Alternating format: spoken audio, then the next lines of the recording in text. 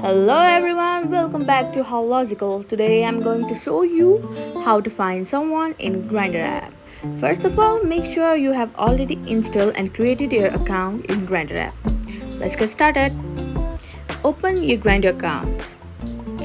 In the lower panel, you can see Explore option. Click on it. Now tap on Explore. Now you need to enter the location of the person whom you want to search. For example, I want to search a person who lives in Lalitpur. So by clicking here, you can search the person you wanna find in your Grindr app. This is how you find someone in Grindr app. Thank you for watching.